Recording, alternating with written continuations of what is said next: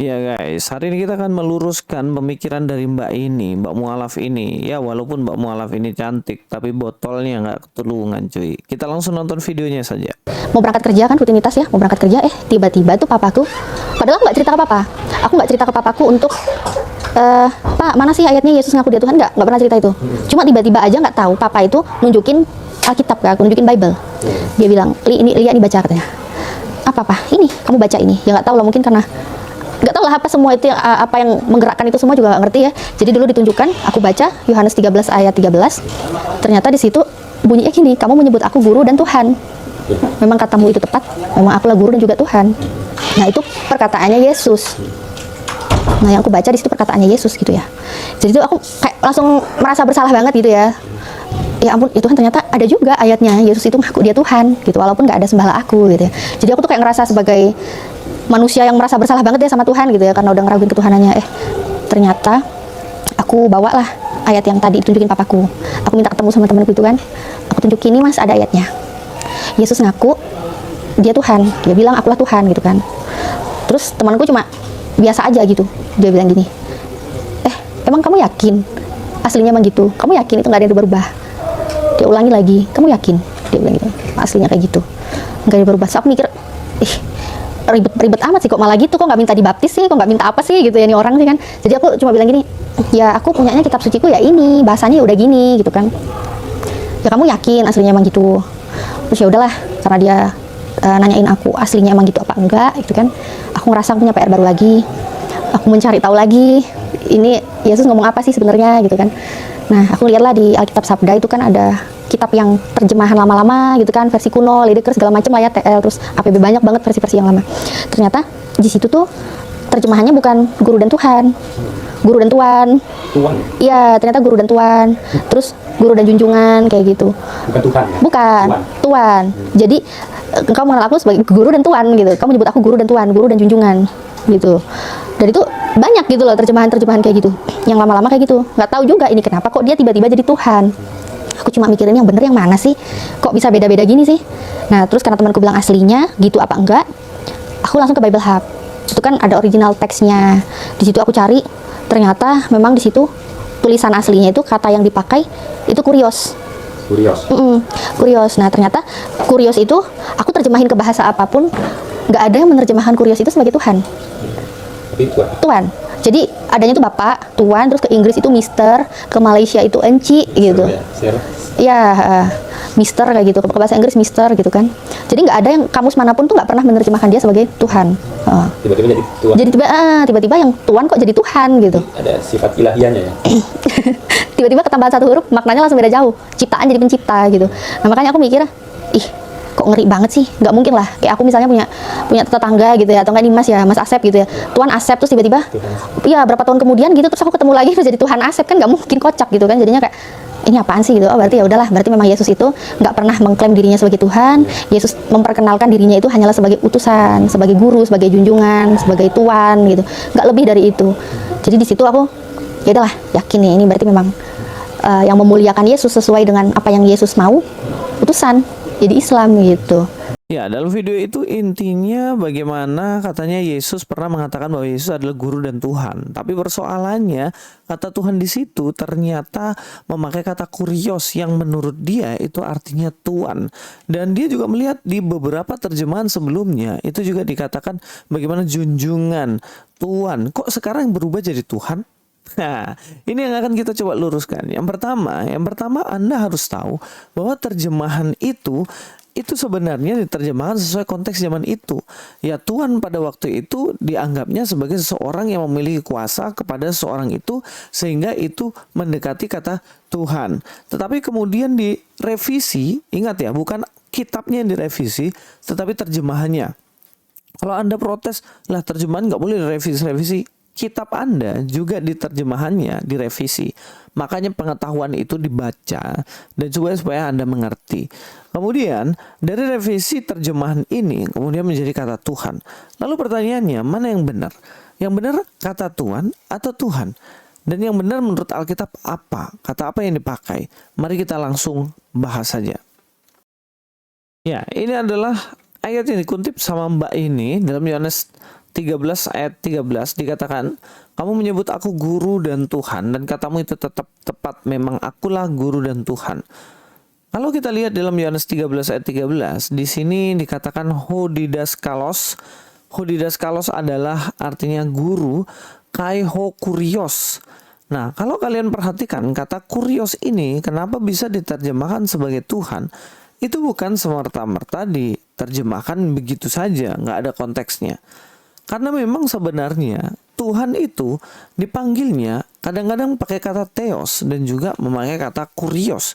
Nggak ada persoalan, nggak ada persoalan ini. Hanya Mbak ini yang mempersoalkan. Tapi kita akan coba lihat, apakah di dalam kitabnya juga itu kata yang dipakai itu nggak boleh kata Tuhan ini dipakai untuk menyebut Tuhan.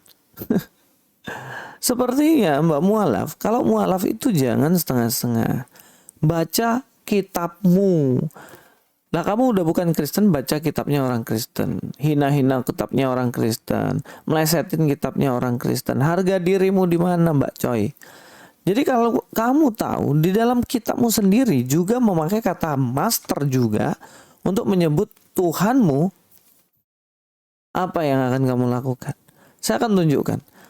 Oke, artikel ini bukan saya yang buat. Artikel ini adalah mereka sendiri yang buat. Kita akan lihat di sini. Saya akan baca saja. Jadi kalau mau menuntut dan lain-lain silahkan tuntut yang punya artikel ya. Bukan saya yang buat. Saya hanya membacakannya saja. Ingat ya, saya cuman membacakannya saja. Saya ulang-ulang ini supaya nggak pusing kalian nanti. Oke. Kita akan lihat sini, cuma tambahan-tambahan pelengkap biar rame. Itu pertama kali kesan lebay. Oh, apa ini? Bukan, kita langsung masuk ke bawah saja. Dalam tafsir Zilal Arab tersebut memiliki beberapa arti yang memelihara, yang menjaga ini ya. Melindungi, Al-Malik yang berkuasa, yang memiliki, yang menentukan keputusan, yang mengambil tindakan, dan Al-Ilah yang maha tinggi, menggumuli. Dalam bahasa sederhananya, Rab mendekati dengan kata tuan, master, malik dengan raja, king, dan ilah dengan Tuhan. Segala puji bagi Tuhan, Allah, Rab semesta alam. Nah, ini dalam Quran 1 ayat 2 ya. Jadi Rab di sini ternyata memiliki 3 arti loh cuy. Arti apa? Pertama, tuan, raja, malik, dan juga ilah atau Tuhan. Malik, king, yang maha memiliki pun punya makna yang berbeda dengan Rab, master. Kita dapat memiliki sesuatu, memiliki otoritas penuh terhadap hal tersebut, tapi bisa jadi kita tidak mampu menjaga, memelihara. Seperti rumah kita misalnya. Bisa jadi seringkali lupa membersihkan dan merawatnya.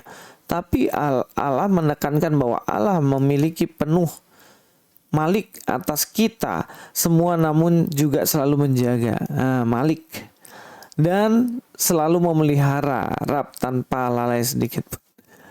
Jadi kata Rab di sini ternyata itu memiliki arti sebagai master juga, tuan.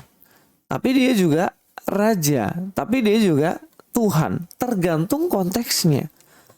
Nah, kata Rab inilah yang sebenarnya maknanya ya kalau dalam bahasa Yunani kurios itu memiliki makna juga itu. Kurios di sini bisa disematkan pada raja, kurios bisa disematkan kepada Allah, Tuhan, kurios juga bisa disematkan sebagai tuan, master. Jadi kalau punya standar ganda itu, mbok yo minter dikit gitu. Mbak, Anda itu bilang nggak boleh kata kurios itu disebut sebagai Tuhan. Kata Rab dalam kitabmu juga itu sebenarnya maknanya kan nggak cuman untuk Tuhan. Sehingga dilihat konteksnya. Dalam konteks itu Yesus ingin mengatakan aku gurumu dan aku Tuhanmu. Dan Tuhan dalam konteks itu ya kurios, Tuhan gitu. Jadi nggak usah ngelak sana sini. Mari kita akan lihat ayat yang kamu kutip ya. Nah, ayat yang kamu kutip itu kan tadi seperti yang saya bahas ini. Apakah di dalam perjanjian lama tidak muncul kata ini? Loh, kita lihat dalam kitab Yeremia, bosku. Nah, dalam kitab Yeremia di sini ya, dikatakan Seharusnya mereka merasa malu sebab mereka melakukan kejijikan, tetapi mereka sama sekali tidak merasa malu dan tidak kenal noda mereka, sebab itu mereka akan rebah di antara orang-orang yang rebah. Mereka akan tersandung jatuh pada waktu aku menghukum mereka, firman Tuhan. Perhatikan ya, firman Tuhan, bukan firman Tuhan. Tadi dikatakan firman Tuhan. Lalu firman Tuhan ini dalam bahasa Yunani bilang apa, bosku? Bilang apa? Di sini dikatakan ya, ini perhatikan baik-baik. Apolomuntai eipen kurios. Lu kata kurios ternyata untuk memperjemahkan kata Tuhan. Nah, justru kalian akan kaget ketika melihat bahasa Ibraninya. Bahasa Ibraninya itu pakai amar Yahweh. Amar, perkataan YHWH Adonai, Tuhan.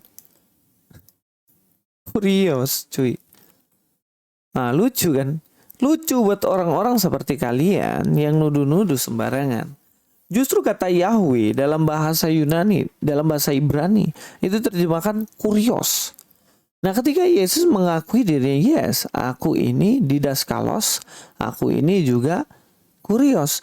Itu dia merujuk kepada kebesaran Yahweh dalam perjanjian lama. So, pinter dikit, Mbak Bro. God be with you.